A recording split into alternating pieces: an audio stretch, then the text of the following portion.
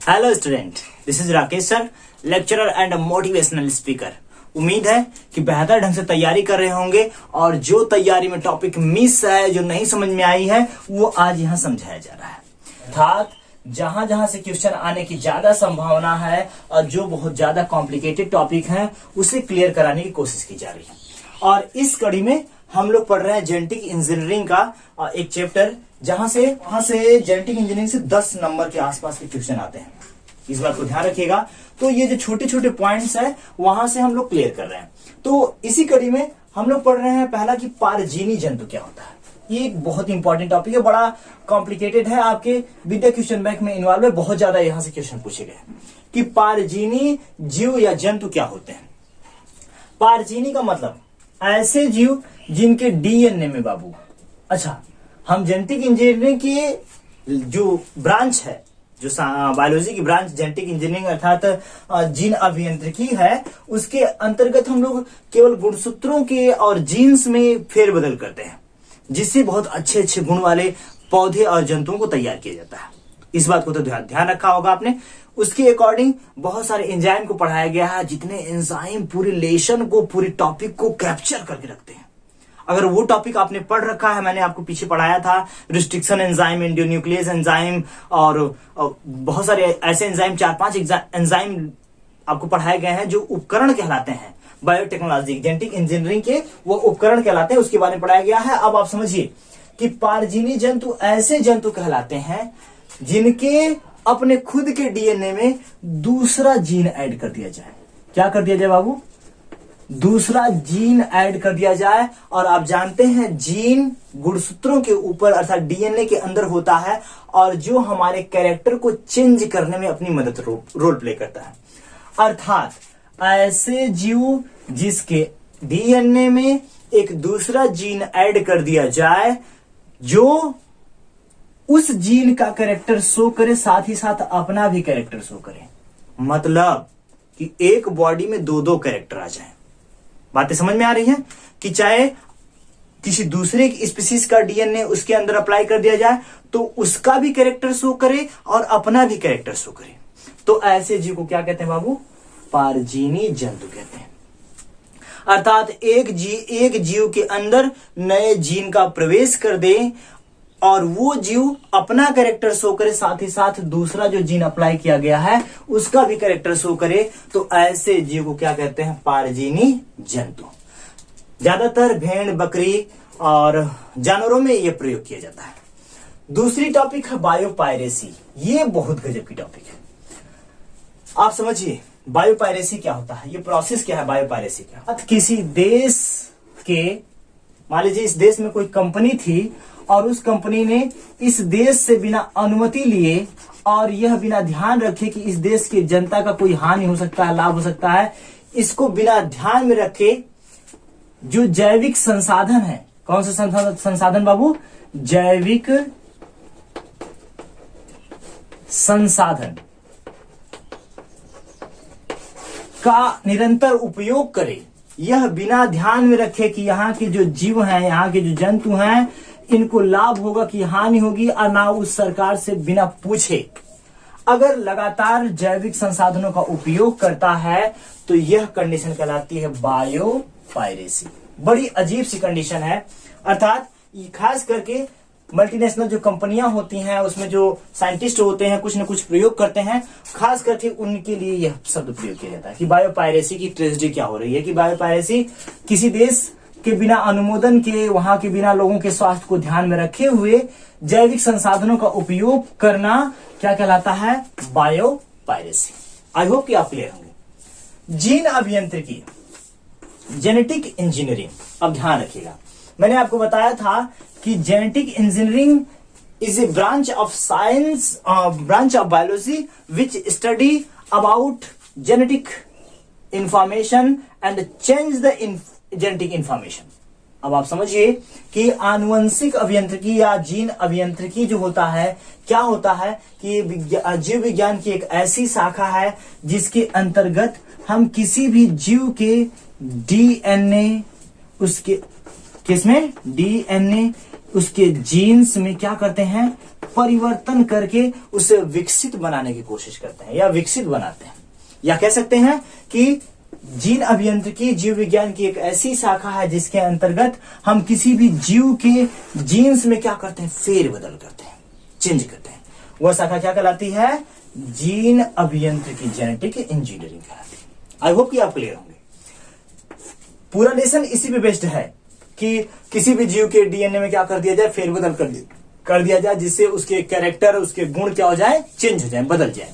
वही क्या कहलाता है, जेनेटिक इंजीनियरिंग अर्थात जीन अभियांत्रिकी। जीन क्लोनिंग क्या होता है, जब जीन में डीएनए में परिवर्तन करने से, क्या बाबू, जीन क्लोनिंग के बारे में बता रहे हैं। क्लोन का मतलब होता है कॉपी निकालना, कॉपी करना। जैसे आप कोई अपना नोट्स है, अगर आप नहीं लिख पा रहे हैं या आपको अटेंडमली मिल गया है, कुछ ही टाइम के लिए मिला है, तो आप जाते हैं फोटो कॉपी वाले के यहाँ दे देते हैं, तो फोटो कॉपी करके निकाल देता है।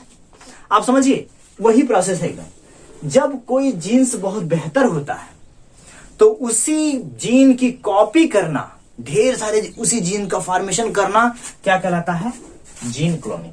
अर्थात कुछ स्पेशल जीन की बहुत सारी प्रतिलिपियों का निर्माण करना, बहुत सारी कॉपी का फॉर्मेशन करना क्या कहलाता है बाबू, जीन क्लोनिंग। और किसके अंतर्गत आता है, जेनेटिक जीन अभियांत्रिकी के अंतर्गत आता है। आई होप आप सही। प्लाज्मिड क्या होता है, ये बड़ा इंपॉर्टेंट टॉपिक है। प्लाज्मिड समझ लीजिए, मैंने आपको पढ़ाया, फिर समझ लीजिए।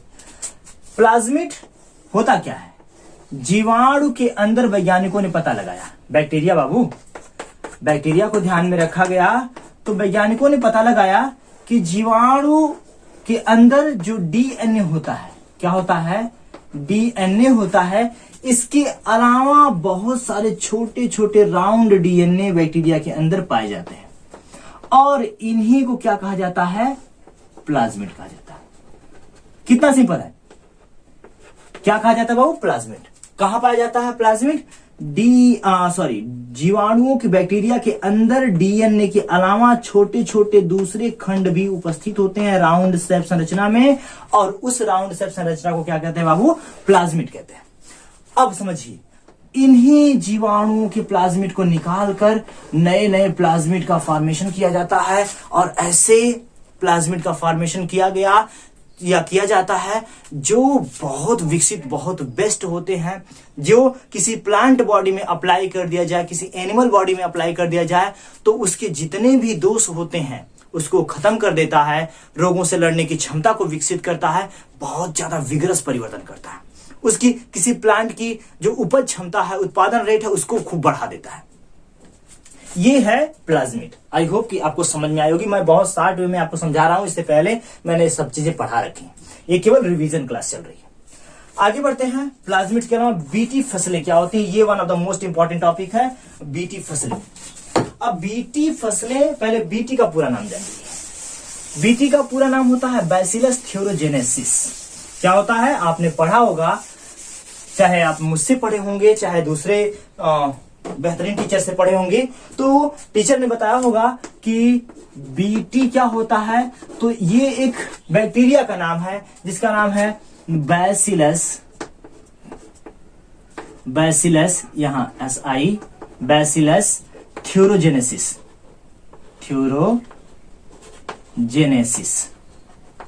बैसिलस थ्योरोजेनेसिस नामक बैक्टीरिया जब प्लाज्मिड के फॉर्म में कन्वर्ट किया जाता है, प्लाज्मिड फॉर्मेट किया जाता है, तो यही जब किसी प्लांट में, किसी पौधे में, किसी सीड्स में अप्लाई कर दिया जाता है, तो ये जो बीटी अर्थात बैसिलस थ्योरोजेनेसिस जो बैक्टीरिया है, उसका प्लाज्मिड है, ये किसी पौधे की प्रोडक्शन रेट बढ़ा देता है। चाहे मक्का ले लीजिए, चाहे कॉटन ले लीजिए, राइस ले लीजिए, व्हीट ले लीजिए, मेज ले लीजिए, सारी चीजें बीटी फसलें बड़ी फेमस होने वाली हैं फ्यूचर की दृष्टि से देखें, क्योंकि बैसिलस थ्योरोजेनेसिस नामक एक जीवाणु का प्रयोग करके इसमें प्लाज्मिड बनाया जाता है, और प्लाज्मिड जब किसी सीड या किसी छोटे से प्लांट में अप्लाई कर दिया जाता है, तो यह उस प्लांट की ग्रोथ रेट, उसकी जो उपज क्षमता है, सीड का फॉर्मेशन है, उसकी साइज है, उसको क्या कर देता है बाबू, इंप्रूव करता है, बढ़ा देता है। इसके अलावा बीटी बैसिलस थ्योरोजेनेसिस जो आपको बताया जा रहा है, ये इतना बेहतर एक प्लाज्मिड है कि जब प्लांट बॉडी में अप्लाई किया जाता है तो वो सेल्फ रेजिस्टेंट बनाता है। अब ये कहां की बीमारी आ गई, सेल्फ रेजिस्टेंस। भाई बीमारी नहीं है, ये बीमारी का इलाज है। आप समझिए इस बात को कि सेल्फ रेजिस्टेंस का मतलब कि पौधों में इतनी ज्यादा शक्ति आ जाती है कि उसे कोई रोग, कोई डिजीज उसको फॉलो नहीं करते हैं, उसको कैप्चर नहीं करते हैं, अर्थात रोगों से लड़ने की अपार क्षमता विकसित हो जाती है। तो ऐसे पौधों में कोई रोग लगता ही नहीं है, और जिसमें रोग नहीं लगेगा उसकी जो साइज होगी वो बड़ी होगी, सैप बड़ा होगा, उसकी जो क्वालिटी होगी निखर कर आएगी, जो उसमें सीड या जो फ्रूट का फॉर्मेशन होगा वो बेस्ट और बेहतर बड़ा होगा। तो ऐसी फसलों को क्या कहा जाता है बाबू, बीटी फसलें।